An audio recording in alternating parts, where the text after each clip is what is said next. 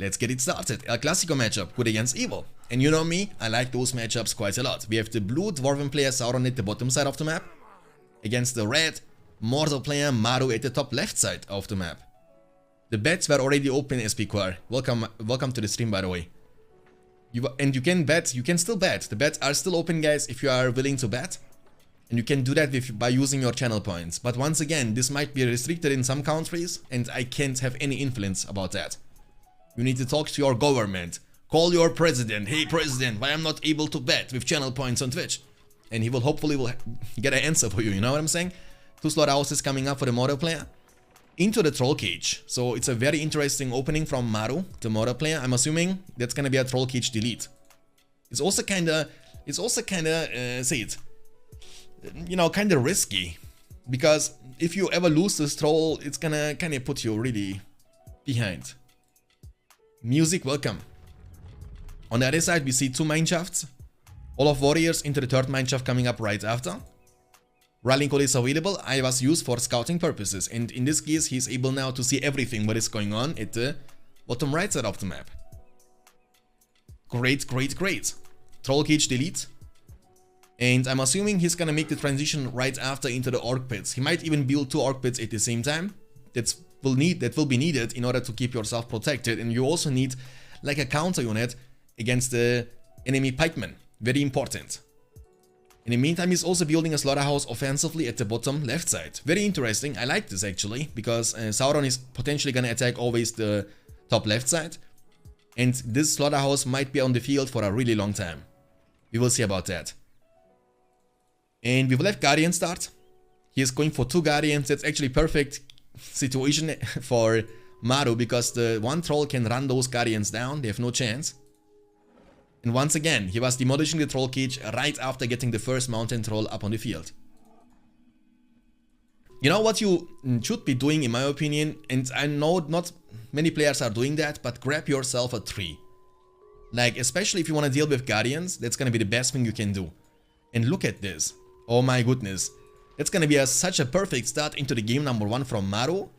Holy moly, rallying call, but you know what can you do against such a reckless lead? The troll is thinking like, looks like meat's back on the menu, boys. He doesn't deal too much damage, and that's why I'm saying 3 in a situation like that would be the best weapon.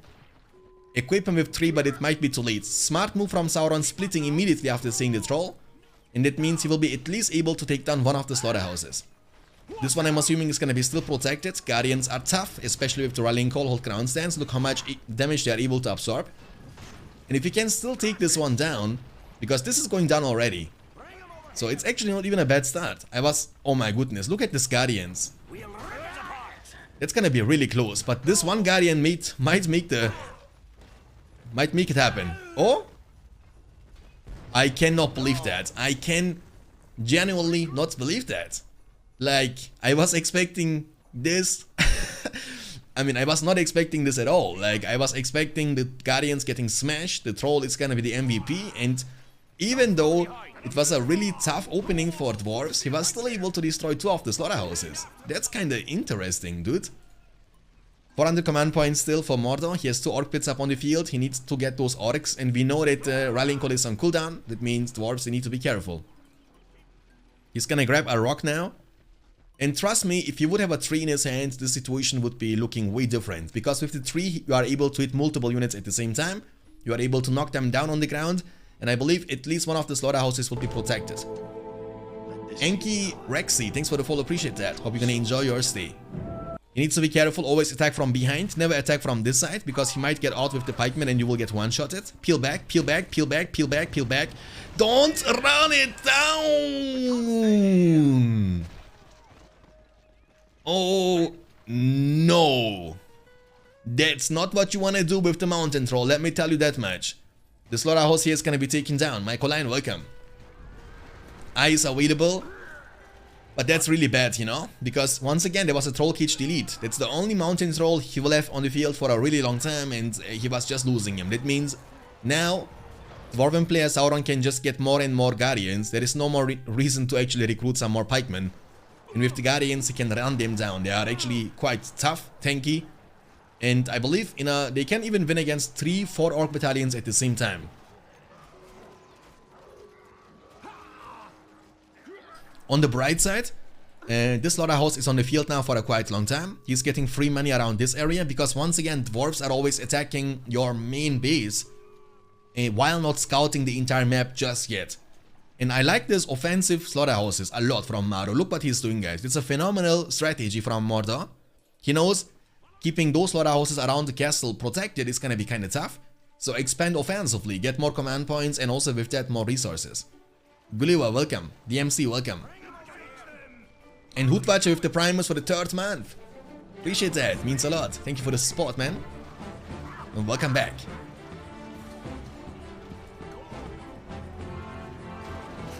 Hoodwatcher1 just resubscribed for 3 months. Ahoy. Here we go fire. Here we go. Nice, nice, nice. Thank you so much for the huge support. The battle wagon was running them down. He has no Easterlings, or he didn't have any Easterlings around by the time. I will be used, but I believe he was using the rallying call, yeah. Heal is also available for the worst case scenario. The builder has to be careful. The battle wagon has heal. He's gonna use it now to keep the battle wagon healthy. But one of the orc pits is gonna be definitely taken down. Actually, both of them. It means he has no more orc pits up on the field.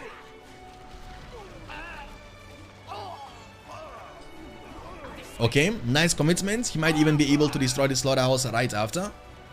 And during all this time, dwarves are untouched. He was also able to find this slaughterhouse at the bottom left side, but there are 3 more slaughterhouses or 2 more slaughterhouses at the top right side of the map. 650 command points for Sauron, and we have only 400 command points for the Mordor player, Maru. I mean, the opening wasn't the best, it wasn't the worst. Even though those Guardians were still able to destroy 2 of the slaughterhouses, which was kinda impossible to deal with for Maru. Once again, trolls might be buggy, and I would always recommend to use 3 when you wanna fight with the... 3 is even good against pikemen, because 3 is giving you also like a more auto attack range. You are able... What say you? 3 is extending your auto attack range. This means actually you can even hit the pikemen without them, you know, reaching out to you. 2 mineshafts next to each other. The snowballing effect is coming in clutch, of course.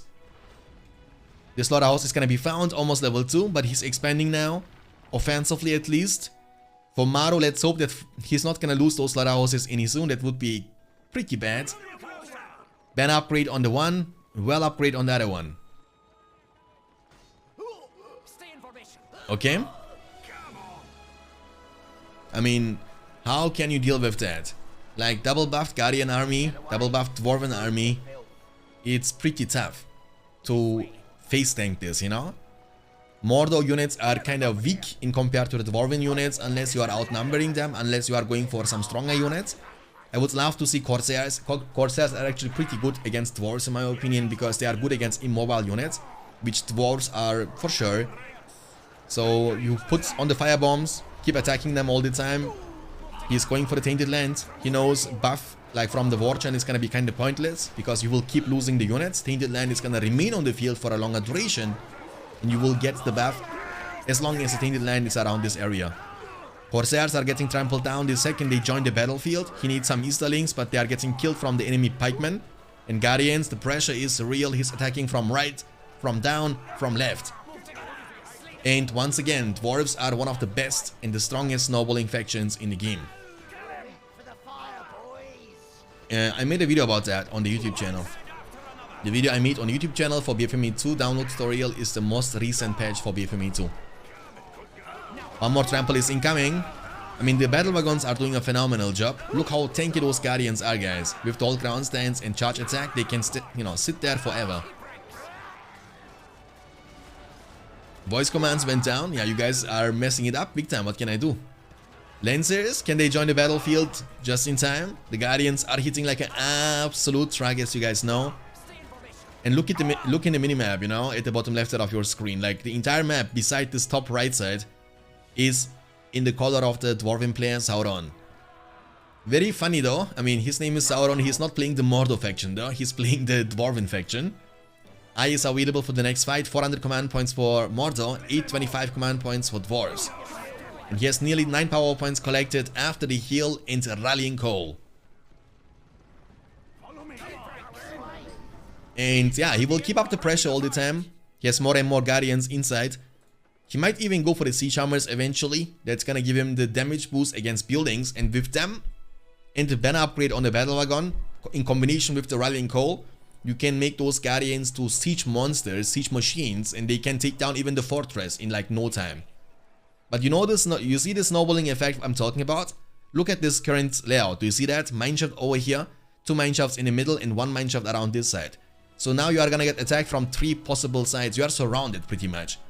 And he will have you around this area for the majority of the game. Unless you will be able to defend yourself for multiple minutes, you can't get out of the situation.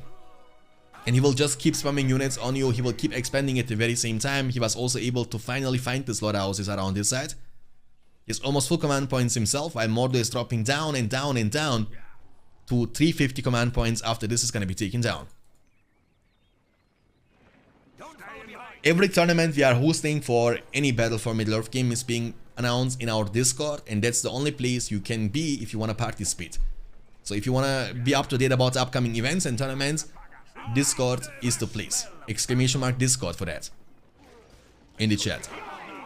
Eye of Sauron is available. I see you.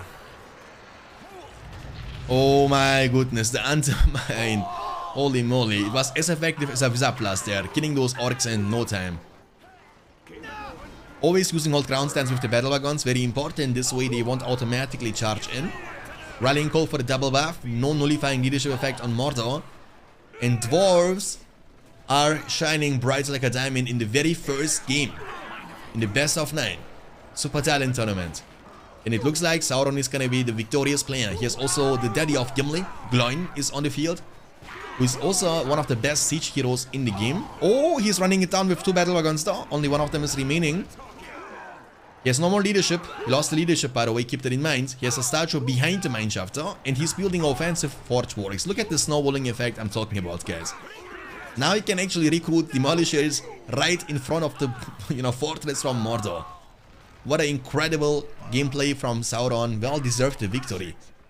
I mean, this matchup could just go other way if the troll would have 3 in his hands. I don't want to be sounding annoying by talking about the same subject all the time, but I don't feel it, you know what I'm saying? Just get 3 in your hands. There is no reason to not to. And him losing the slaughterhouse around this area was hurting the most. Demolisher on his way. I mean, very smart move, you know, getting a Demolisher from the one side to the other side is gonna take you ages. So this is gonna make it way faster. Against the power of Sauron, there can be no victory. Exactly, Richie. Almost 10 power points collected. He will have enough very soon for the industry, but we have no slaughterhouses which you can protect. That's the downside. The siege damage is crazy from these guardians. Once they get the chance to attack the buildings, I mean, all the problems with the guardians is actually to get to the buildings, to get to the units, since they lack of mobility. But in a situation like that, in which you can build multiple mineshafts next to your enemy base, the movement speed doesn't matter anything, because you are literally right there. He's fighting here for ages, face tanking the fortress for ages, and that's the power of the guardians. Level 4 unlocked. Shake Foundation is available for the daddy of Gimli, which can also deal burst damage to the buildings. It's a win for Sauron. Exactly, Terror. It's a win for Sauron in the game number 1. Shake Foundation has been used. The fortress is getting demolished, literally, from the Demolisher. What can men do against such a reckless hate? That, you know, at least what Theoden would like to say in a situation like that. He has no units, no hope of victory. Sauron is victorious as the last barracks, the last orc pit is going down. Maru will be defeated. What a phenomenal start into the best of 9 from Sauron, and he's getting one step closer. We have the blue Isengard player Sauron at the top side, and his opponent is at the bottom side, the red Angmar player Maru, building a mill into the second mill. On the other side, we see 2 furnaces coming up. Now I'm actually, curious about the opening. Is he gonna go for the Vork pit? Is he gonna go for the clan stadium or the Uruk pit? Isengard has 3 different options to begin the game with, unlike Angmar, who has only one solid option, and that's of course building up the Hall of the Kingsmen. And he's choosing to build the clan setting. So that means we're gonna get to see some Wildmen of Dunland on the field. However, you need to know that Wildmen of Dunland are no match against the Gundabad warriors in a one-on-one situation. But once they make it to the enemy structures, they will be dealing insane amount of damage, especially when they purchase the torches. And with the pillage ability, they will make sure that you are getting a lot of money. And also, the Wildmen of Dunland are of course way cheaper in compared to the Urukai and pikemen from the Uruk pit. So losing one of the Wildmen of the unland unit doesn't hurt you nearly as much as losing a Urukai battalion, for example. He's gonna use the Kribane to scout the area to see what's going on. And on the other side, and also maybe Kribane is gonna make the Angmar player think that Isengard might be going for the Warg pit, you know? Because normally, if this is the case, if you see Kribane, most of the time Isengard is building the Warg pit, because Warg packs or Warg riders, they have the whole ability, which can't stack with the Warg chant. On the other side, he's actually ready with the builder. Shanks, I want children from you, make me pregnant, dude, I've already a child. And I'm not ready for the second one, but if I'm gonna ever get ready for the second one, I will call you. I will call you, no problemo. Alright, Warchant is available for Angmar, and Kribane is on cooldown for the Isengard. He's also building now the Uruk pit, and I'm assuming he's going to recruit some crossbowmen for the defense. Okay, 350. Gundabad warriors are leading forward. Torches, I believe you need to upgrade that first of all on your Wildman of Dunant, I believe, right? It's already researched, okay. How much does it cost? It got actually nerfed by, you know, making it more expensive. It used to cost only 150 if I'm not mistaken, or 200. And that's the power of Wildman of Dunant. You see what I mean? You see this? Numbers, this +1/+1, that's the exact same money like he's able to steal from his opponent. That's why you need to make sure to demolish these buildings just in time. Well, Fia, welcome to the stream. How old are you, Shanks? I'm 31. I'm an old guy, you know what I'm saying? I'm an old guy. I'm an old dude. Wargen has been used offensively, but Isengard is ready for defense. Like, he has 3 units. But the problem is, I believe that Kribane is still on cooldown, yeah. So you can debuff them, and you need to now face against a buffed army. The Wildman of Dunland fighting and actually winning against the Gundabad warriors? Question mark? Why is this fight so close? I thought the Gundabad warriors are gonna smash those Wildmen of Dunland, but I was definitely wrong. They were all about to win this fight. You can't share links like that without permission. And if you talk about the mobile game, I have not seen it yet. I have not downloaded it yet, but I'm planning to do that for the future. Okay, Wildmen of Dunland. Pikemen are leading forward. They might be creeping this one uncontested. In the meantime, looks like Angmar is trying to creep this, but bad positioning. I believe it's gonna be good anyway. Yeah, that's nice. Now, the thing is, if Angmar will be able to capture this in, he will also get the chance to recruit some Wildmen of Dunland, you know, for himself. The Hillman units, they are pretty much identical with the Isengard Wildmen of Dunland. And also the Troll Layer is more rewarding, gives you more money. So if you have a choice between Troll Layer and the Warg Layer, always go for the Troll Layer. Kribane is available for the next big engagement. Extroverts are disengaging, and the beautiful part about Angmar is that you have to sustain over time even when you are level 1 because of the Trollmaster unit. The Furnace is building up. I believe he won't be able to take it down. Crossbowmen are chasing down those Gundabad warriors, and no transition yet into the Wolf Den. He is playing with 2 of the Kingsmen for now. Isengard on the other side has Uruk Pit and Clan Seeding. So no Warg Pit as well. But I would like to see some Cav units, like, you know, maybe Warg Riders, maybe Lurds. And if you spam from 2 of the Kingsmen, Waldo could be a nice choice as a first hero from Angmar as well. The Furnace is gonna be demolished. This way Sauron can make sure that Angmar player Maru is not getting any experience points or power points. Where is my man Balindru? Balindru is being the host of this game because Maru doesn't like my host. That's why we have a different host now for this game. Torches purchased. That's gonna make those units pretty expensive though. But whenever they get the chance, you see the damage output against a production building. That's crazy. I mean, the torches is pretty similar to the siege hammers from the Dwarven faction, for example, on these Guardians. It's gonna boost your damage big time. Fist of Angmar. The builder might be in trouble from Sauron. I hope he's paying attention. Yeah, whatever do. And out are you? Is he paying attention? Yes, he's paying attention indeed. Kribane is still available. Commitment on one of the Wall of the Kingsmen. With the torches, you see the damage boost, guys? That's crazy, am I right? It's literally big commitment now. But luckily he has one more. One more Hall of the Kingsman in the front side, protecting this mill in a sandwich position. The Wolf Riders, they need to peel back. Warchant is available for Ingmar, but he has not many units around this area. He will also be losing this mill right after. Extrovers are not dealing the damage they need. You need to try to kill this Wildman of Dunland first if you don't want to lose literally every single building of yours. They are chasing down those Extrovers, and it looks like he will be even able to save them. The Wolfpacks are very great against Pikemen. Fight is gonna be, I believe, kind of won from Ingmar, but the Wildmen are still hitting like an absolute truck. In the meantime, he will be also not able to save the Skunnebat warriors, unfortunately, as they are being chased down. Some of the units are respawning over time, slowly but surely. 400 command points for Ingmar, and 400 command points also for Isengard player, but he has way more power points collected than his opponent's Maru. So he's only like 5 power points or 6 power points away from the Devastation or from the Wildman of Dunland summon. And while Devastation is going to be more like a sustainability from the spellbook of Isengard, Wildman of Dunland can actually be combined with a huge push, and then you can make your army size twice as big, which might be enough to deal the damage you are looking for. By destroying multiple resource buildings and production buildings, you might kick your opponent from the game and get a huge advantage in the best of 9. Sauron, of course, is performing as expected from him. He's one of the best players of the game. And the good thing about Sauron is that he's also as skilled as he in Rise of the Witch King, as well as in Battle for Middle-earth 2. The Warg Sentry for the defense, that's something we see more and more often lately.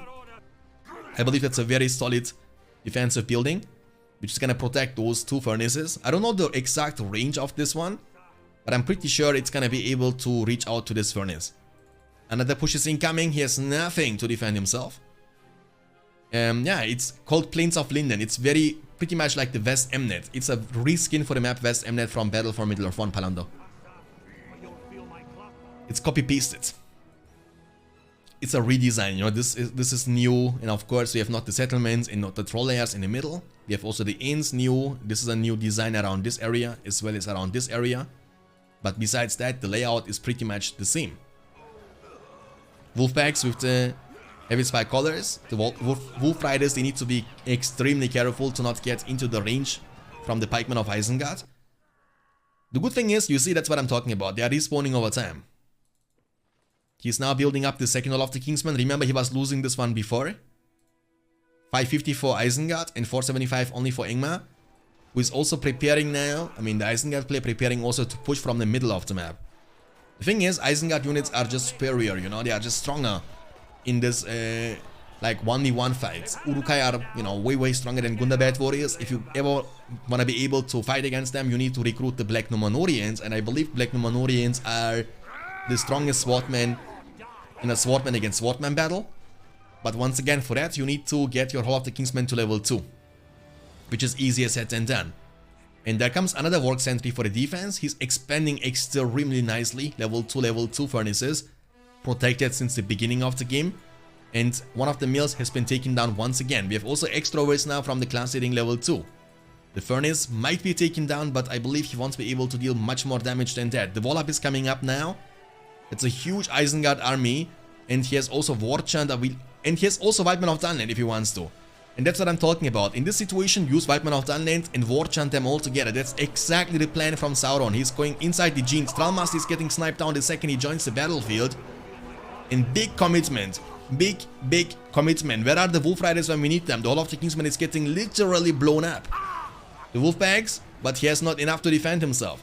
He has Orc Summon, he has to use this defensively, but he has no Warchant. That means the Orcs, they're gonna be out-damaged, out-scaled, and out-taken from the map Plains of Linden, ladies and gentlemen.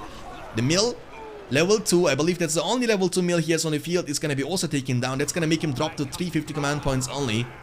Boulder would be needed. You need leadership in this kind of situations, but even he wouldn't be enough to win you the game here, or the fight. Crossbowmen are getting trampled down from the Wolf Riders. The big commitment against the Wolf 10. It's getting blown up as well. The Wildmen of Dunland are just hitting like a truck, and whenever they do that, they are able to steal money from you. And you are falling apart. Warchant was just not available. The buff advantage, the Wildmen of Dunland advantage, and he got the chance to clump.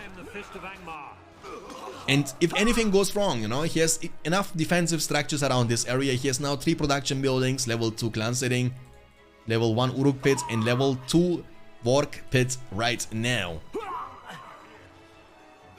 I mean, Engma is not defeated yet, but you can see at the bottom left side of your screen that he's down a lot. Like, he's down to 400 command points, he has barely any units remaining on the field, and Isengard is not done yet. He will keep attacking you now all the time. And Sauron, extremely powerful player. But once again, I don't want to jinx anything. That's a best of 9, of course, so being 1-0 behind, 2-0 behind is of course not the best start into the series, but it's not the end of the world either, you know, you can always come back. Indeed, we have seen this many times. I've seen many times a player being 3-0 behind and then winning 4 games in a row. This is really potentially gonna happen. Kondo02, thanks for the follow, appreciate you. Hey, strong for you, welcome. Long time no see, my dude.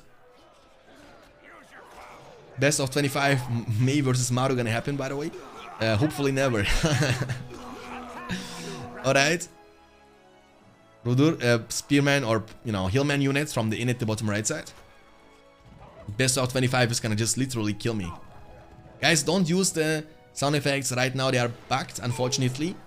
And they are not working, so I need to reload my overlays to make them work for the upcoming game, so don't waste your points. The mill here is gonna be taken down. It's a suffer game from now on, and Maru knows that. He's gonna leave the game and he will be defeated. That means everybody who was betting on Sauron once again will get some points, and we're gonna jump right into the game number 3. We have the red goblin player Maru against the blue Engma player Sauron at the right side. Mill is coming up into the second mill, and you see the placement of the mill. He's always making use of these rocks on the ground. This way this mill is gonna be harder to be taken down, you know. On the other side, we see 2 tunnels. He's not using this one just yet. I mean, he can't use this one because there is a goblin lair behind the bases. But he can potentially build right here, you know. Would be a potential option too. But of course, this is kind of a different situation than this one. We have also a goblin cave coming up into the 3rd tunnel right after. So now the tricky part is that goblins are weaker than Gundabad warriors. And in order to win this matchup, you will need to outspam the Engma player by building multiple goblin caves and spamming goblins from left and right. So what the goblin player, in my opinion, has to do is just avoid fighting as long and as much as you potentially can and go around it. Try to go for harassment, try to do economical damage to Engma and keep him low. Because the only advantage goblins got in this matchup against Engma is the bad economy of the Engma faction. Engma has no resource boost. The only way you can get more additional resources is actually getting Voldo on the field and getting him to level 3. Until this is gonna happen, you will not grow rich. Goblins on the other side have lumber mills. They have also scavenger from the spellbook, which can give you constant money over time. So in order to win this matchup, you need to cut down the resource income from the Engma player and just make sure that you have more command points and more resource income pretty much all game long. That's gonna give you the chance to outspam your opponent and eventually make you win the game. Trollmaster is leading forward. We will see. Goblin warriors. 400 command points available for both the players, and he knows he can't match this. I'm assuming he might start with the war chant. Is this too loud? If yes, I can make it, of course, more quiet for you guys, no problemo. Is it better now? Let me know in the chat. Gundabad warriors are on the hunt. Wolfden is coming up, that's the power of Engma, the transition you have early on. With 2 buildings, you are able to recruit every single unit you actually need for the entire game. And it needs to be a 2v1 situation. Sometimes you are lucky, and then with the poison blades you can potentially flank this Trollmaster guy and take him out. The good thing about the goblins is they are faster. That means they can always disengage or chase you down. So running away from the goblin warrior is not an option unless you have a backup coming up very soon. He was also able to defend himself. The first Wolf Rider is already up on the field, and that's gonna force you either to get some spiderlings or clump many goblins. Fissure is coming up, but that might be a little bit too early. I'm assuming that Half-Troll Swordsmen are also stronger, but he's actually building now the Fissure level 2. For 300 more resources, it looks like he wants to recruit the Cave Trolls. In this matchup, getting Karsh on the field from goblins is actually quite significant, because Karsh has the Shield Soul with level 1, which deals massive, not massive damage, but medium damage to the nearby enemy units. but this constantly. And goblins have really low armor, which means they will eventually die quite fast against the Chill Soul. So alone the aura around Karsh is gonna make you win this matchup pretty much. I believe that's the best situation for Karsh in this matchup, goblins against Engma. Trample. Beautiful. He was also using the Warchan, of course, before the engage. Cave Bats was the choice from the goblin player, but it was a little bit too late. He's gonna lose all the goblin warriors. They are poisoned. They might die, a couple of them. Poison means you take damage over time, but this tunnel is gonna be taken down, and once again Sauron has the advantage, and he's in a spot in which he is the one who puts the pressure, and he himself is untouched. Yeah, he's actually winning this fight, it's no big deal. More units are coming, and now we have a perfect situation for Engma. Just camp in front of the gate.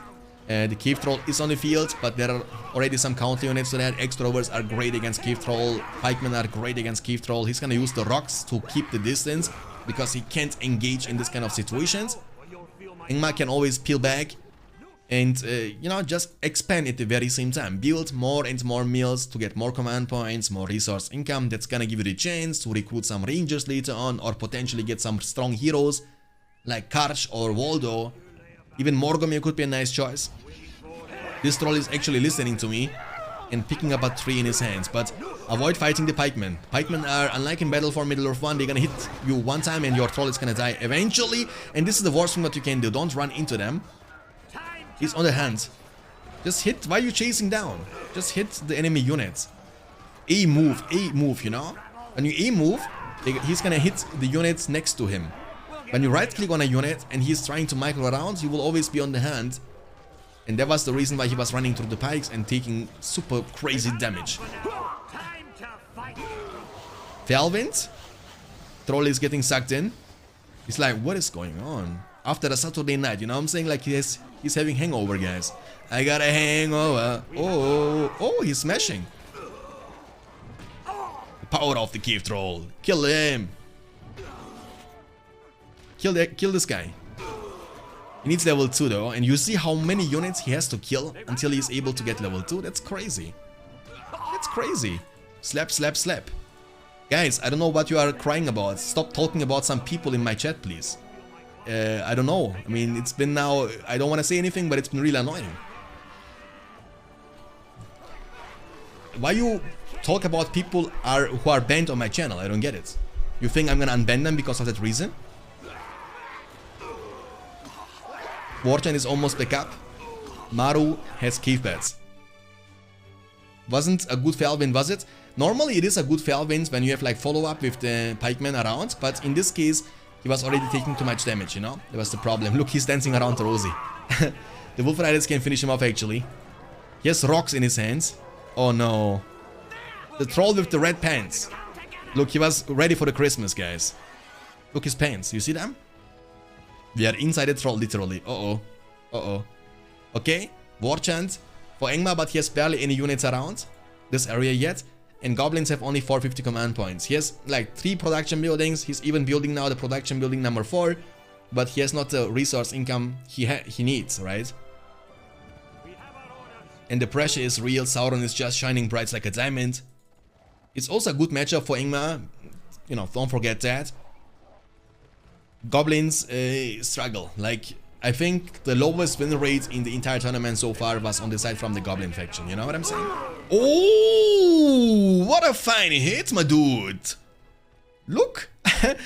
And you know, I was always talking about the strength of the Engma faction, but there are also clear weaknesses. You know what I'm saying? There was a really hard vibe. Like, sit down. Cave Bats, big war chant, commitment. 525.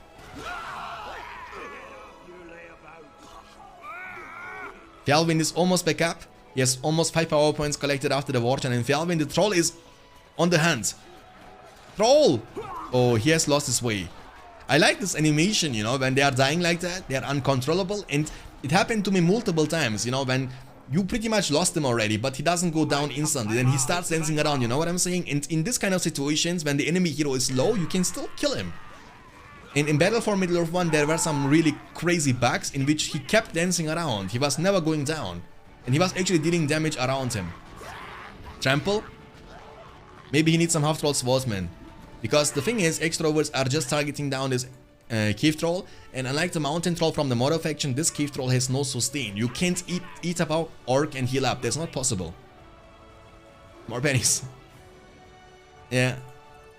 675 command points for Ingmar. He is actually, you know, being everywhere. Literally everywhere. The tunnel here is gonna be taken down as well. He was trying to hide this around the city. And losing this for Maru means he will be 3-0 behind. And it's kind of tough from this point. It's still doable. Once again, I've seen it many times. People being 3-0 behind, winning 4 games in a row. It's always possible. You need to be just lucky and get a good matchup. Matchup is also very important in this game. There are just bad matchups. For example, if Sauron is gonna be the one who's gonna get goblins multiple times, maybe goblins against Mordor, maybe goblins against elves. Really tough matchups for the goblins. We have seen this many times. It can happen. And so far, Sauron didn't have a really bad matchup yet. You know, Sauron was always having a solid faction like Isengard. In the last game, Ingmar, this one against goblins, so Sauron was also lucky with the matchups. 475 command points. Maru is suffering quite a lot. He's down a lot. He's hoping to still turn this game around, never give up, never surrender. And the second I'm saying that, he surrenders. I'm always so unlucky, you know, when I'm always making my epic speeches like never give up, never surrender, and you see Maru has been defeated. I don't know, man, if he's listening to me and wants me to make me look bad or something, but it was kinda cringe. It was kinda really cringe. Okay, Maru has been defeated. The score is 3-0 for Sauron now. We have the red man of the West player Maru at the bottom side against the blue Ingmar player Sauron. He's undefeated for now since 3 games, and he's playing yet again the Ingmar faction like in the previous game, as he was playing against the Goblin faction on the map Losanek. But this time they're on the beautiful map Sauron once again in a El Clasico matchup. Good versus evil, ladies and gentlemen. It's a tough matchup once again. So far Maru was not really lucky with the matchups. The first one was kinda okay. He was playing Mordor against dwarves, but again, that matchup can backfire also if you are too greedy, and if Mordor doesn't have a good start and dwarves have a fantastic start, then dwarves can win this matchup and Mordor is gonna look like a noob. And other than that, goblins against Ingmar was a tough matchup. Man of the West against Ingmar is also a tough matchup. So hopefully in the following games we will see some great matchups for Maru, because in the best of 9 you can be defeated 4 times and still be able to win 5 games in a row. 2 farms coming up for Man of the West and 2 mills coming up for Ingmar into Roll of the Kingsman and 3rd mill at the same time. Rallying Call has been chosen. Is he going for the offensive barracks maybe? But he's wasting too much time. Oh, okay. I like this actually. I mean, I'm not a huge fan of that, but I like this. You know? No risk, no fun. No risk, no win. So this is a risky move. Really risky move, right? And the reason why I think it's risky is because you have no protection. And he was also building his farms not with 97, so he's not gonna get 25. You see 24 from this one, and from the other one he's gonna get also less than 25. You see 21 only. So he's getting 4 less from this and 1 less from this. Why? Because he was not building them at 97% or higher. Why he was not doing that? Because this way he has some protection from the fortress, since he has no units nearby. The mill in the front side is gonna be just taken down the second it's around. He has no defense for now. Gundabad warriors are weaker in a one-on-one situation, but it's not gonna be a one-on-one situation. He's gonna have extra overalls for the backline. Gundabads can use the whole ground stance. Rallying Call or Warstand is gonna be used. And he's gonna plan to take down this barracks right after, which is the only remaining barracks for now. He's waiting for the pikeman before the Rallying Call, I'm assuming. He has to use Rallying Call now. There we go. Hold ground stand, shield wall formation to make them tanky. Pikes are trying to get into the backline. And soldiers once again are stronger normally in a one-on-one situation. But they already took so much damage. More Gundabads are coming. He has so far only 1 Hall of the Kingsman. And luckily for Gondor player Maru, he is trying to fight around this area, which gives Maru the chance to keep expanding at the same time.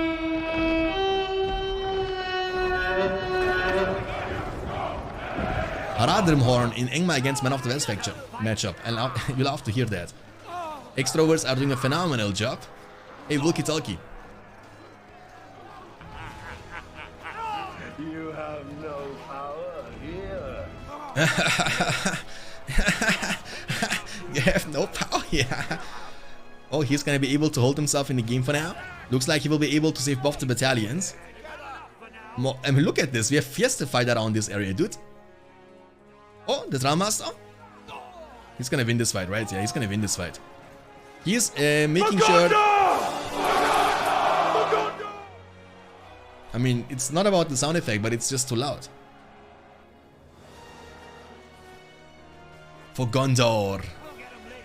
I wanted to make it more expensive, but I forgot. He was also building a barracks at the bottom right side.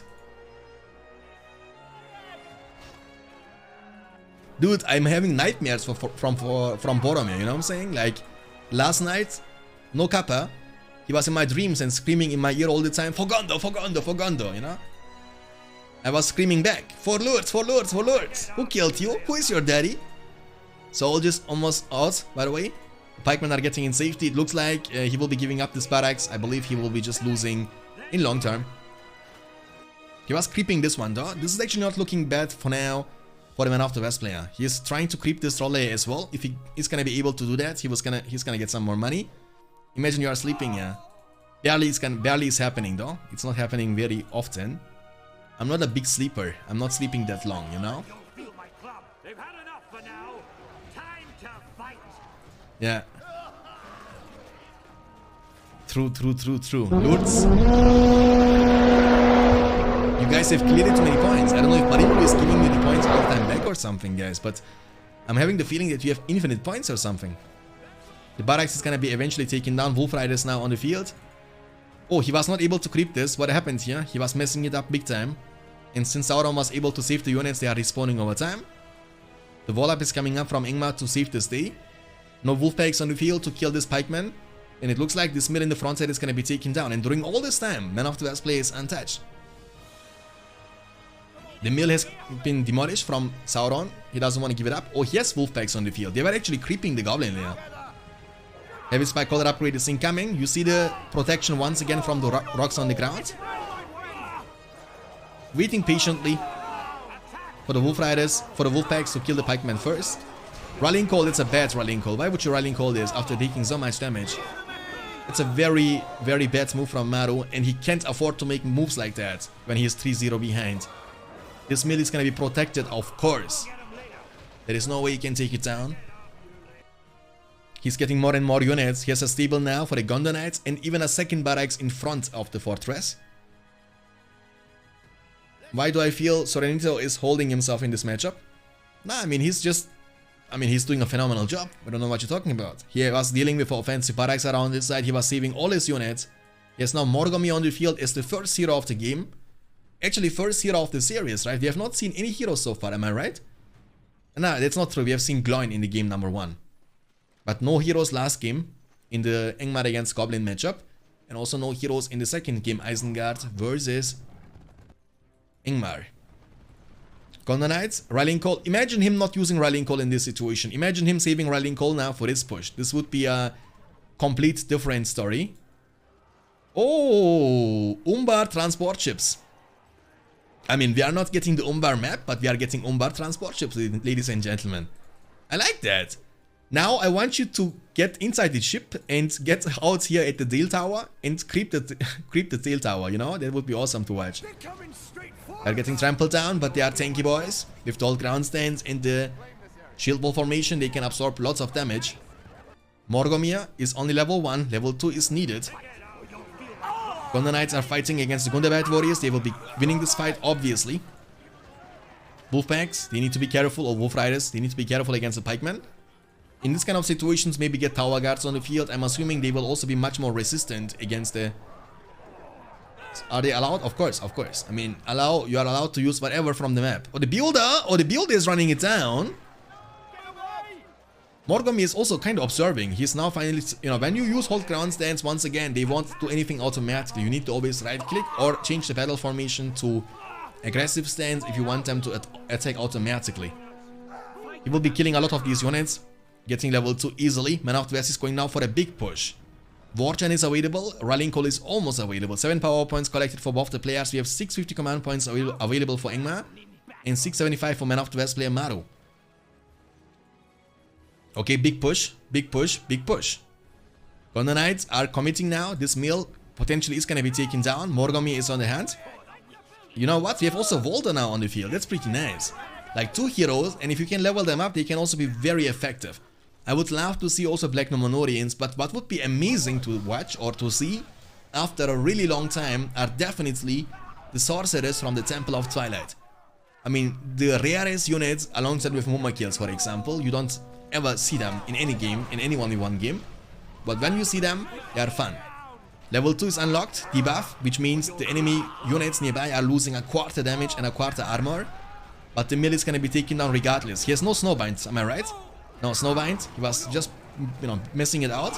He has not enough power points for the Snowbind. The mill has to be safe potentially. We need to potentially use Snowbind. He's gonna use it, of course. It's a very important mill level 2, just like in the front one. And what is happening? Is he going for a sneaky attack? No, he was just getting one ship, but never using that ship. Imagine like the problem is, and that's the weakness of these ships, you can only get 2 units inside at once, you know? Which means you need multiple ships if you want to go for a successful attack. Like sending 2 units is not gonna be a magical trick which can turn this game around. Actually, Maru is doing a phenomenal job in this matchup. I like that. Like, he's being everywhere. The offensive barracks strategy is working out quite nicely. But don't leave your backline unprotected like that. Trample is incoming. Lone Tower special summon. Archers are getting trampled down. Lone Tower isn't that effective unless you have Rangers. But in this case, he has only gone the Archers. They are also not bad. But of course, Rangers are much, much better. Throwstone Thrower is coming up. I believe it's gonna be in the range. I mean, these buildings or expansions around the fortress, they have a huge range. Once you give them aggressive stance, always give them aggressive stance. And if you're wondering what is happening with the map, this is a feature of this map. It has like a day and night, you know? It's going from day to night, from night to day, switching back and forth all the time. Look at the minimap, guys. Man of the West play is literally everywhere. Use the aggressive stance to extend the lead.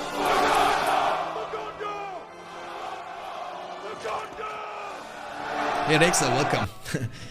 I'm doing phenomenal, dude. I was having a great weekend. My daughter had yesterday birthday, and today we have the finals. We are finishing off the tournament in the best of 9 between Sauron and Maru. So far we had good games, and this one is looking actually pretty good for the Man of the West player.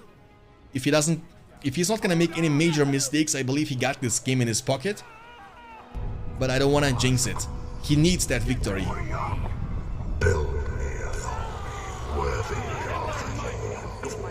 Builds me an army worthy of Mordor. And also the heroes from Angmar are getting a lot of levels. Like a lot. That's the really good part about this situation for Angmar. The bad thing is he's down to 475 command points, and also his opponent, Man of the West player, has 950 command points available for now. No units inside the ship. And I don't like this night mode though, that looks pretty dark to me.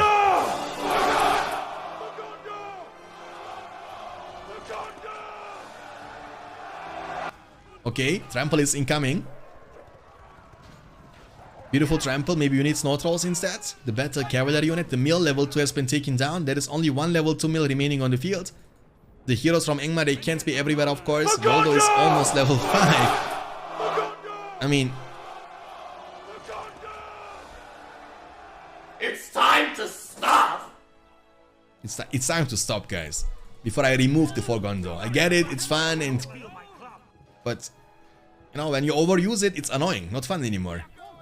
Soldiers with pikemen are leading forward. Remove it. Yeah, I'm gonna remove it eventually, guys. The mill is gonna be taken down.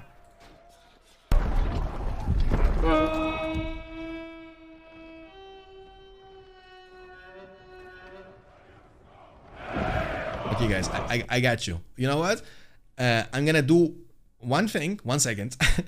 I'm gonna do one thing, and before I'm gonna do that, I'm gonna use also one of the sound effects, and you can guess which sound effect I'm gonna use now. Okay? Hold on a second. Hold on a second.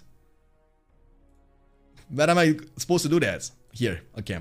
So now, let me use one of the sound effects, which is gonna suit this perfectly for this situation. Watch now.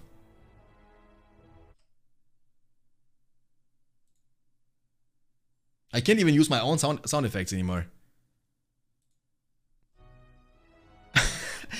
Something went wrong. I wanted to use "You have no power here," but it's not possible. Alright, back to the game.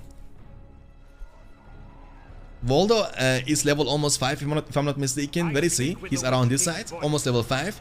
Getting the last hit on the rubble is gonna get him level 5, but that was not the case. He's gonna get some money at least. Morgomir is almost level 5 as well. Level 6 is gonna unlock his glory, Dark Glory. This is a bug, by the way. It's got moved from level 7 to level 6. Morgomir got a buff, even though the description doesn't say it correctly, but you are able to unlock the Dark Glory with level 6. 600 command points still. I mean, he has still a lot of command points actually, guys. It's not like he's down a lot. I mean, of course, Man of the West plays full command points. He has many more units on the field. But trust me, like, hero advantage in this game means a lot in the later stages. The melee is gonna be taken down. Huge army. Frozen Land is available, Snowbar, everything is available from the Spellbook of Ingmar. And Man of the West players 10 power points collected after the Lone Tower and the Rallying Call. Soldier Battalion standing by. The farm has been taken down, he's level 5 now. He has to summon Hillman. It's a huge army. Rallying Call has been used. Trollstone Thrower is doing a phenomenal job defending. But of course, it's not enough to save you the day. Gondor Knights are committing. That's a huge Man of the West army, guys. Oh, nice shot once again. Where is Voldo? I don't know about that. He's going for a counter attack, but I believe this is gonna be kind of tough. The problem is he has buff and leadership, of course, but he has barely any units around. The expansion is gonna be taken down. He's gonna use the Frozen Land. I mean, everybody who was betting on Maru, I believe, are gonna get some juicy points after this one, because the majority of the people were betting on Sauron. And if, again, anything can still happen, but I believe Maru got this game in his pocket. Voldo was summoning the Hillman to defeat those units. He's also getting money because of the pillage. Has leadership for the Hillman too. Frozen Land is the only way Ingmar can get leadership for every single unit. And also, on top of that, it's a... Gondor calls for 8, and Rohan will answer. Master the Rohirrim. Rohirrim special summon from the Spellbook of Man of the West. The commitment now. Big commitment. Boromir. Oh, look, now we could be using for Gondor because we see Boromir on the field. Now it would make sense, but guess what? You are not able to use it anymore. Morgomir. Oh, he was using the Snowbind. Morgomir has been taken down for Gondor from Boromir, the captain of Gondor. He's now level 5. Has also his leadership. Captain of Gondor plus the Horn of Gondor. Everything is available. With level 5, he's able to unlock everything from the spellbook. Voldo is being actually used for offense. 850 command points for man. He was actually losing a lot of the level 3 farms. And we have also Eomer now for Rohan. For the king. Eomer, kill him. One more hit. Oh, look, he got 2 full levels from the kill on Voldo. That's crazy. Trollstone Throwers for the defense. Look, Tower Summon actually in front. Look, they are fighting against each other. Look. Pew, pew, pew, pew, pew, pew. I mean, of course, Tower is squishy in compared to the Fortress. Fortress is extremely tanky, my dude. But he's able to defend himself. White Summon was used for this one, of course. Boromir was able to get away. He's running for his life. Run. The White is on the hand, but he won't be able to reach. And we have also the King of Rohan, ladies and gentlemen. Theoden is on the field. Theoden is here to lead the army of Rohan to victory. I was feeling so bad for Theoden actually in the films when he was getting eaten alive by the fell beast of the Witch King. And I was like, what is going on? There are so many Rohirrim around and you need to always keep an eye on your king, You can't let your king unprotected and guarded.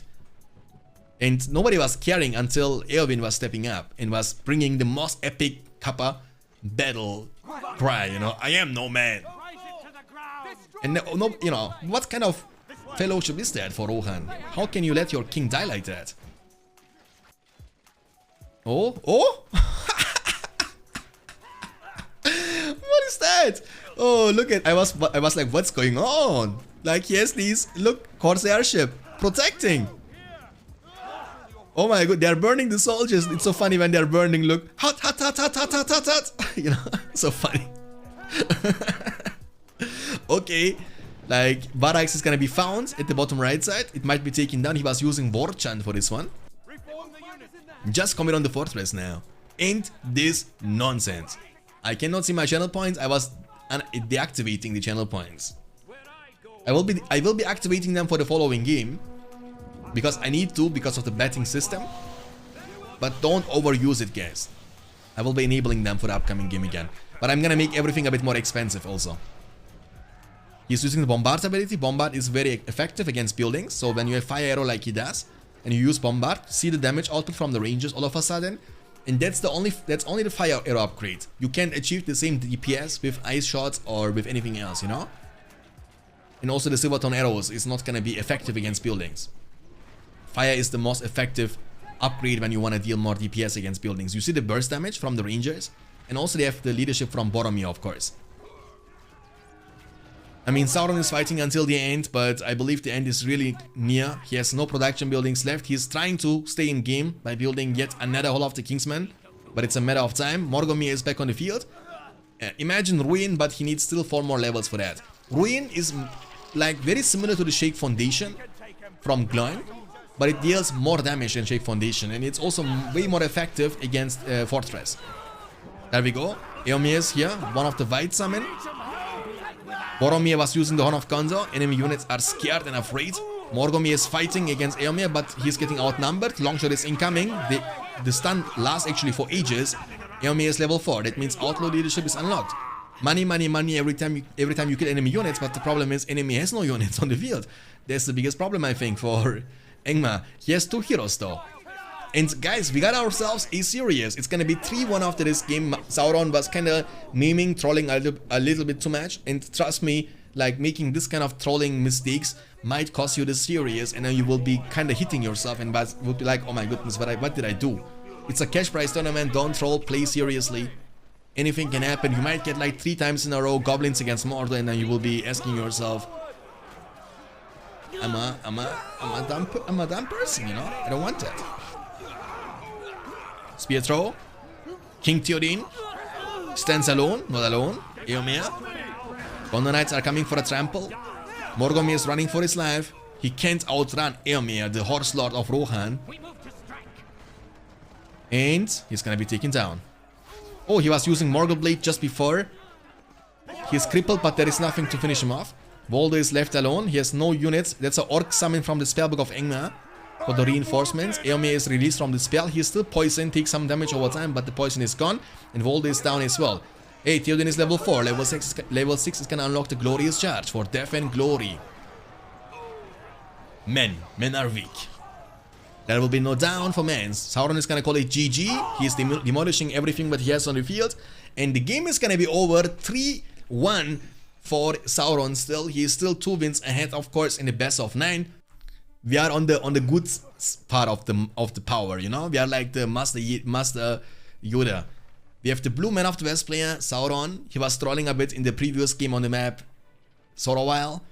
And I would love to see heroes like Aragorn, Eowyn, Gandalf. I mean, heroes we don't normally get to see very often in those kind of events and tournaments. And he's facing against the red Isengard player, Maru on the right side, who was winning with the Man of the West faction in the previous game against Angmar. And that's a nice matchup for Isengard, I would say. But I like this matchup generally. I like the most matchups I like to watch are good versus evil factions. Let's go with cheap version for Gondor. 2 furnaces into the work pits coming up for Isengard. 2 Malone trees, not Malone trees. Look, I'm confused because I want to see Malone trees. I don't want to see Gondor at all anymore. 2 farms, barracks into the 3rd farm. That's a pretty normal opening for the Man of the West player. And work pit is kind of a very risky opening for Isengard. I mean, the thing is that the work packs can get countered quite easily, you know? Very, very easily. All he has to do is get like 1 pikeman and group. I mean, that's gonna be also his plan. He's gonna get pikeman on the field, creep this work layer potentially at the left side of the river, or even the troll layer at the bottom left side, and group the pikeman right after with the swordsman and go for a push. Warrior, build me an army worthy of Mordor. Builds me an army worthy of Isengard. Work packs almost out. He's also building the Uruk pits now. I'm assuming he's gonna try to recruit some crossbowmen. I like this shadow. Do you see that when they are passing through the water? When there is a flyer, for example, a Fellbeast flying over the water, you see the shadow from there. Is disgusting. 30,000. I mean, you know what's also disgusting? That we have heard like 50,000 times for Gondor today in about an hour. That's also kind of disgusting. And for Gondor is going to be, of course, cheaper for the upcoming stream. But guys, that's grand finals. Let's focus on the games, please. I know it's fun for you to spam for Gondor, but it would be nice to focus also on the games because that's the final of the tournament and the last stream of this channel for Rise of the Witch King. So we have like 2 events at the same time. He's creeping actually the Warclay at the bottom right side. The counter attack, he's building a wall up to defend. Archers just in time. He was picking up also the Creepbane from the spellbook. Creep secured, very nice. Rallying Call is on cooldown. I mean, it's available, sorry, not on cooldown. He was not using it just yet. And that's the push. That's the famous push from Men of the West. You know, also from Albion faction, we see that many times. Get pikemen, creep, group with the Lorien warriors, and go. We will stream more BFME2 and Battle for Middle-earth 1. I was focusing too much lately on the Rise of the Witch King. Wanna do something else, at least for the rest of this year, in 2021. There won't be Rise of the Witch King streams anymore. We don't know about next year, so let's see. But for now, that's what I'm feeling. BFME is gonna be still on the menu, of course. I mean, I'm not giving up on BFME. Just gonna stream no Rise of the Witch King anymore, only the expansion. Creepbane. Oh, the counter attack. There is no defense, but I believe they're gonna be in time. The ward packs are not dealing that much damage, you know? I mean, something different, guys, you know? Because I've been focusing on Rise of the Witch King for a really long time in the past 2.5 years. We had like 2 world championships going on for this game, 2 Christmas tournaments, many small to medium to big sized events with like 32 to 64 players, 16 player, multiple tournaments actually. And there are also other Battle for Middle-earth games. I believe they also need or deserve the focus. And we can hopefully get some crazy events also organized for BFME 1 and BFME 2 in the following days and weeks. So stay tuned for this one. I will keep you, of course, updated in our Discord channel. And we are already on the planning. So I will keep you guys up to date. Oh, I mean, look at how many units he has on the field now. Like, he has a huge army with archers, pikemen. What can man do against such a reckless seat? And he has no defense just yet. Like, Isengard has not much on the field. I see only 1 pikeman and 1 Uruk-hai. That's pretty much it. Oh my goodness, that's gonna be tough. He's even gonna take damage now from the creep. Might take a lot of damage from the archers too until he's getting back home. Yes, Uruk-hai are tanky, but they are being outnumbered big time. How mmany archers does he have? I see only 1 archer, right? Does he have Rallying Call available? Nope, it's on cooldown, but the Beholder is getting sniped down. Maru, no yabadabadu, and you are out. You are out of the game. 1 crossbowman only, you will need more than that. The Beholder has been slain. On the bright side is creeping the troll lair, and the good thing is, now he will get the chance to capture this in for some Black Orcs. And Black Orcs, I like them a lot. They are my most favorite in units from every single faction, followed up by with the hobbits from the dwarven faction. I like them. They are cost efficient. They are quite tanky, and are also dealing quite a lot of damage. Big commitment. Creepbane is on cooldown. Rallying Call is on cooldown. So the thing is, the fortress is shooting over time. Pikemen are need to get better in position. Oh, what a beautiful micro here from the Man of the West player. He was able to get into the back line, trample down those archers just in time. Fortress is dealing some damage, but he has too many units around. Luckily for Isengard, he has no buff just yet, but it's gonna be there very soon. And during all this time, Man of the West player himself is untouched. More Gondor Knights on their way. He's grouping also from the bottom left side. Sauron is just making sure to use multiple pathways at the same time. The damage he's dealing now is kinda insane. Warpacks were able to get to the archers. They're gonna be able to take them down.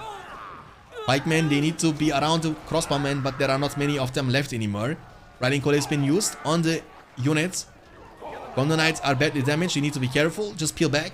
Build a well for the sustain. He has no well on the field just yet. He might also need archer range level 2 eventually.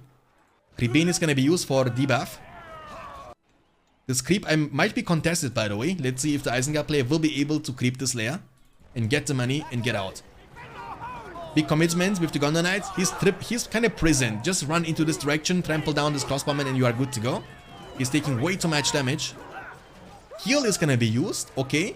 No pikemen around though. Just trample them down and get out with the Gondor Knights. It's gonna be very important. They cost 500 each, and saving them is always nice. I was not paying attention around this side. Can't tell who was able to get the money. Just turn and fight them. Waiting for more Black Orcs. More Gondor Knights are coming at the very same time. But you need pikemen, that's what you need. Warpacks can't duel the Gondor Knights, that's not possible. He's turning around. And Sauron is just paying attention at every single spot of the map. He might lose the Gondor Knights though. No, not gonna be the case. Once they hit level 2, that's a massive power spike for the Black Orcs. That's gonna unlock the Bloodthirsty, which is gonna make them passively deal 25% damage all the time. And once again, they are almost as mighty and as powerful as the Uruk-hai. And slightly cheaper. They cost 250, while Uruk-hai costs you 400. The only weakness of them is the lack of the shield wall formation, but that's fine. I believe, and I can't guarantee that because I've never tried it out, but I believe when they are level 2, they are able to win against Uruk-hai. Okay, he might push now from this side. The problem is, he has archers to face against, you know? One Sharku, yeah, actually it's a very strong and true statement. Getting Sharku is gonna give you permanent pressure on the Gondor Knights, and you can keep chasing them down all the time. And they can't just lurk around and deal damage to you all the time, you know? And also, he's good against soldiers, he's good against archers. He just needs to avoid fighting the pikemen. 7 power points almost collected for Gondor. 725. On the other side, Maru has 475 command points only. He will be losing also lots of these war packs. Once again, their DPS isn't the greatest. So they need some time in order to destroy any of the enemy buildings. And we have also the first hero of the day, and this is, ladies and gentlemen, King Theoden himself. Theoden is a very underrated hero. I wish we would see him a bit more often. Gollum is lurking around. Maybe Galadriel, question mark? Theoden is a very cheap hero who offers you leadership with level 1 to every single unit, unlike his nephew, Eomer, who is giving leadership to exclusively Gondor Knights or Rohirrim. So keep that in mind. You see how long it takes actually to destroy one of the farms, so you need to at least get 2 Warpacks battalions at the same time. But Isengard is able to hold himself in the game. He was also using Devastation, trampling down those Black Orcs like they are nothing with Theoden being around. Theoden is almost level 3 already. Oh, Glorious Charge is gonna be epic if he ever gets the chance to do that. And Black Orcs, really worst possible timing, they are running it down, literally, into the Gondor Knights. The farm has been taken down. He also never went for the War Chant. Lourdes is on the field, almost level 2. Level 2 unlocks Carnage, and Carnage applies splash damage. So only with Carnage he has splash damage, which means he will be able to hit multiple units at the same time. Rallying Call on the Hobbits, and if they ever get the chance to attack Lourdes, they will one-shot the Lourdes. That's how strong they are. Peel back. Big commitment from both the players. Rallying Call, Hobbit Summon from the Man of the West, War Chant and Creebane from the Isengard player.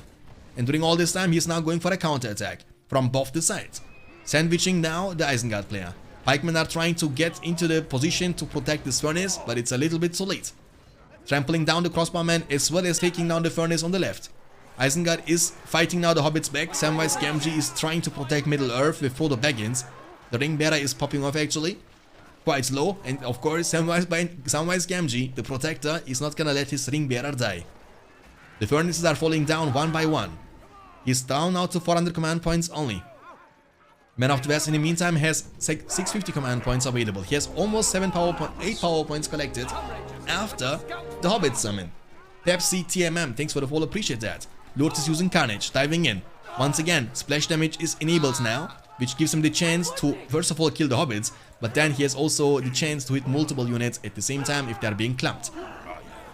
Almost level 4. Level 4 means Theoden has to watch out, because Cripple will be unlocked, and Theoden won't be able to move for like 30 seconds. Which is more than enough time for Isengard to take him down. But you need army for that, and he has no army left on the field anymore. King's Favor has been used to level up the Gondor Knights. Hobbits are gone now, they have to leave Middle-earth, 10 power points collected, which might be used into the Lone Tower if he really wants that and needs that. And really close to level 4, so be careful about this situation, King Theoden. Sam carried the films pretty hard here. Sam was the real hero, he was the best Hobbit. Best Hobbit by far.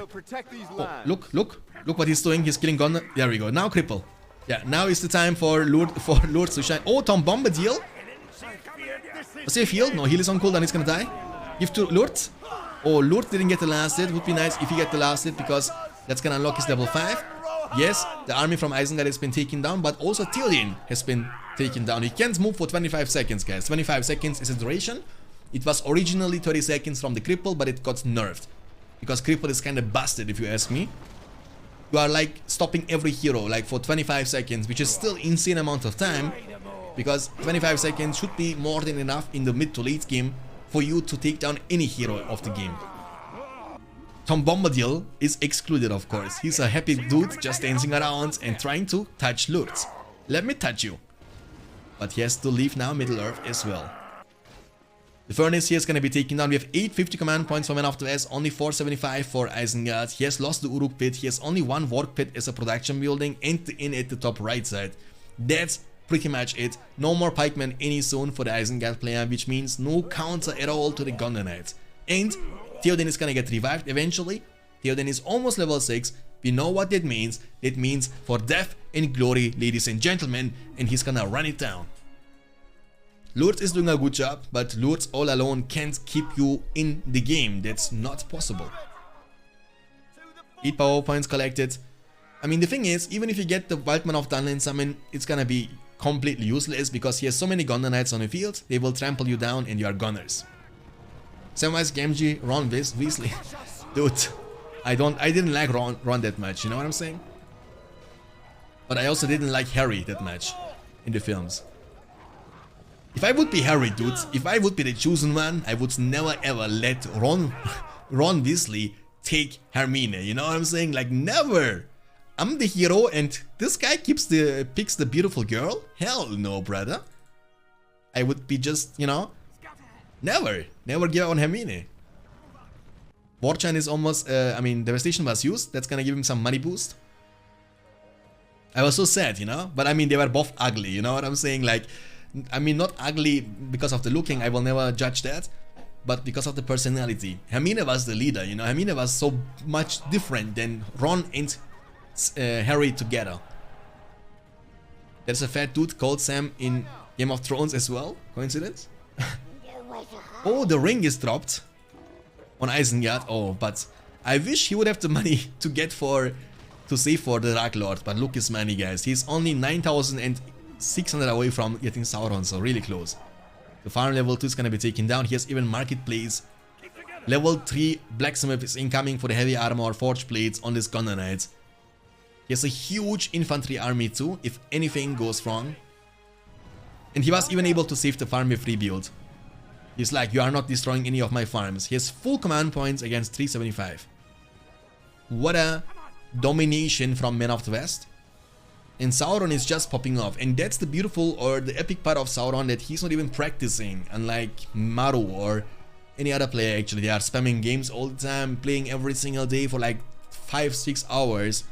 There is nothing wrong with that. But what is impressive is that Sauron is barely playing. And he's just coming, playing a tournament game, dominating, performing extremely well with every single faction. And that's why this tournament is called Supertalent tournament, because you need to, in order to win this tournament, be extremely good with every single faction. Since it's randomized, you might get to play your worst faction, and your goal, because of that reason, is to pick up your worst faction and make it to your best.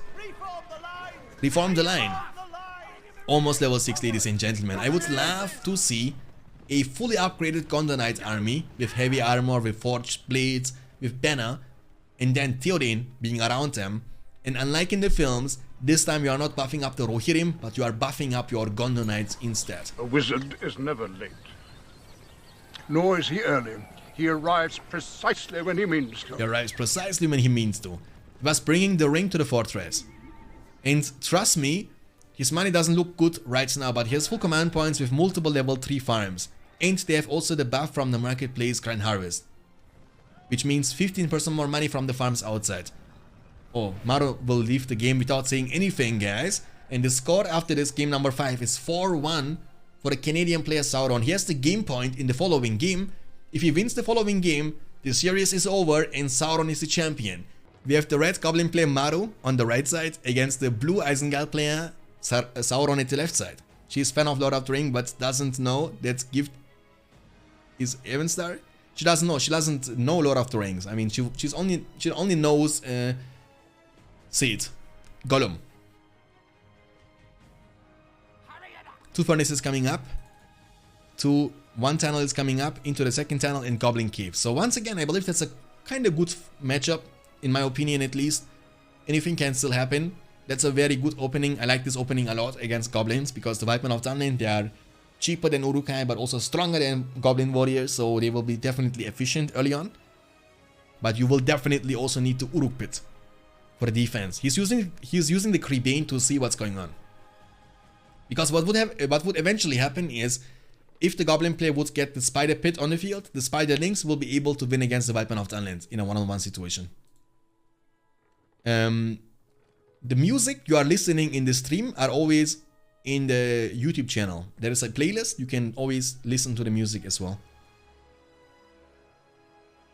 Where is my VIP? I need to do it manually, you know? That's not happening automatically, and I'm not really tempted to give you the VIP. I need to think about that. No, I'm joking. I will give it to you after the game, don't worry. Yeah, I can tell you the name, of course. The Hobbit team, the two Steps from Hell. That's the name of the song right now, boys. Okay, so what's the plan? Spider Pit coming up next, okay. I mean, I like to, you know what I'm missing, guys? I like to see this old style Goblin playstyle, you know, in which you see like 4, 5, 6 Goblin caves and you spam goblins all day long, you know. I miss that because I have the feeling that we see up to maximum 3 Goblin caves nowadays, and that's already a lot. Like most of the time we see only 1 or 2 of them, and I don't know why this is a thing, you know. Goblins were famous and known for its spam ability, that you are able to spam countless goblins all the time. But yet again, that's happening more and more rarely. People are so impatient, yes. Just be patient, dude. I'm gonna give it to you after the game. When you're not being impatient, you might also get wrecked.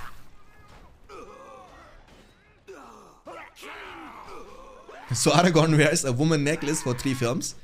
I mean, if you would get the gift from Arwen, you would as well. Let's be honest. You know what I'm saying, DMC? You would. If Arwen would ever call me and say, "Hey Shanks, I got a present for you," I wouldn't even ask what the question, what kind of gift, you know. I would just take it, even if it's like a hot tub bra or something like that. Doesn't matter. When Arwen gives you something, you have to take it. Cave pads, but of course, Weapon of Dunland are able to outdamage them. 6 caves, yeah. But it's fun, you know, watching 6 caves and then you see goblins everywhere, swarm of goblins with the horde bonus, like with a huge attack from multiple sides. Because I believe that's the strength, that's the power of goblins, and that's not being used anymore. They are trying to play around that, going for the Spider Riders, or I mean, they are not bad in many matchups, but I believe goblins' power is lying in the spam function of the goblin caves and then spamming goblins all the time. Since they are so cost efficient. The builder is not gonna make it into the tunnel, and he has been taken down. Uruk Pit and clan setting level 1. No heroes just yet. Isengard is everywhere. Nice though, he was able to get into the backline. Always great to focus down the Spiderlings first. The focus is very important. I would sim for Arwen, yeah, she was beautiful. I mean, to be honest, there was no real competition in the films, let's be honest, you know? Like, who would be competing with Arwen? Like, Aragorn didn't have a choice. Because the only 2 women I'm remembering is either Arwen or Eowyn. And don't tell me you would ever choose Eowyn. If you have a choice between Arwen and Eowyn, you don't choose Eowyn. If you choose Eowyn, you are blind or you are desperate. Tunnel is gonna be taken down. The Warclare is gonna be creeped, and he's even able to use the pillage on the Warclare. That's kinda insane if you ask me. I bet Gloin's wife was sexy. I mean, Gimli was saying that they are looking like the Dwarven boys, you know? The Dwarven girls. Fun fact, Aragorn and Arwen are blood related. Like, you mean the characters or the actors? I would go with Galadriel. Galadriel seems a bit too old, no? And Galadriel is already married. And I wouldn't go with any girl who can blow me up when I make a mistake, you know. Imagine you are married with Galadriel and you are saying one bad word. Like, she's gonna ask you, darling, how am I looking today? And you are like, oh, this is not suiting you well, darling. And then you are goners. She's gonna blow you up. The Numenor are descendants of the brother of Elrond. And once again, guys, if you have knowledge about Lord of the Rings, you should be definitely sticking around, because at the end of the series in the best of 9, Sauron or Maru, whoever wins the best of 9, will get the chance to participate in the Lord of the Ring quiz, which is gonna be similar to the Who Wants to Be a Millionaire. I prepared the questions. They are gonna be way harder this time, unlike last time. So the first 5 questions are gonna be easy, and you are needed, of course. Your knowledge is important for the participant, because you are the Joker, you know. You are the Joker he will be using. That's gonna be harder. Tauriel, yeah, Tauriel is also good, but she was in the Hobbit films. Don't count that one.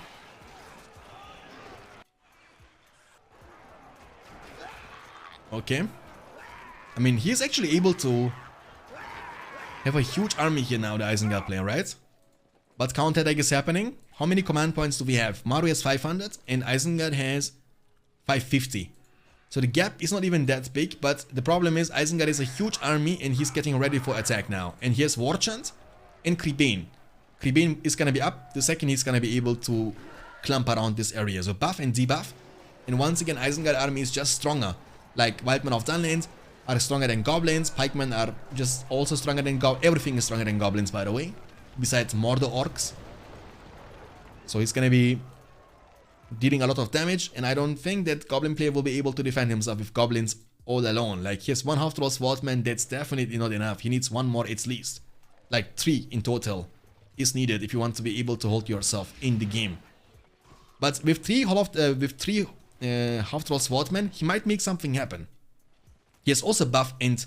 that's the problem, you see, Cave Bats is on cooldown for the goblin player. He has torches now.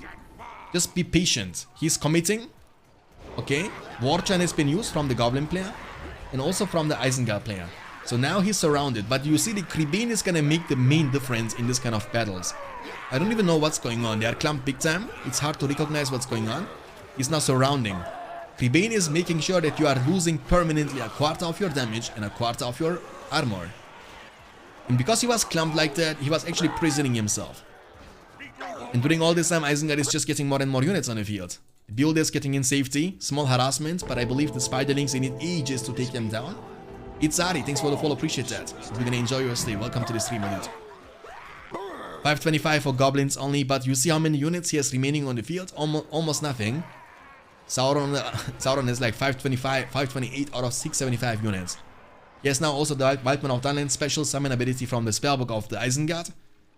And there is no counter to that. Spider Pit is only level 1. Wildman of Dunland will be summoned. You need max 3 Spider Riders to take out the pikes from Isengard. Yeah, it's not easy. Like, I believe Isengard, Mordor and Angmar, they are the best factions right now.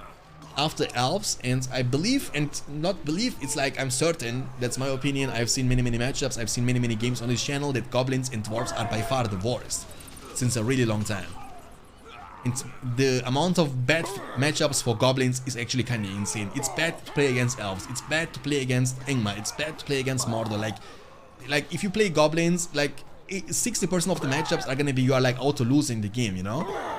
Maru has been defeated, and unfortunately for Maru, that was the last chance. That means Sauron, we need to say congratulations. He is now the winner of the Supertalent tournament. Unfortunately for Maru, he got to play 3 times the Goblin faction, which is kinda tough.